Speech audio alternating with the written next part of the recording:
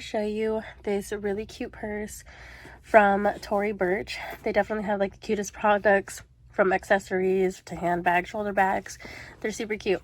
This one definitely stood out to me just because of the way that it looks. So as you can see, it's definitely an all matte black. So this is a print that's on top.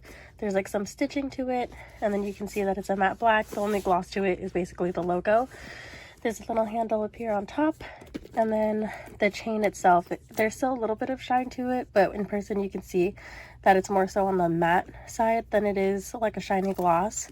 And that chain is only that long, so that's what it looks like. And then if you want to remove it and then just use it as a little handbag, you can definitely do that. Same thing on the other side too.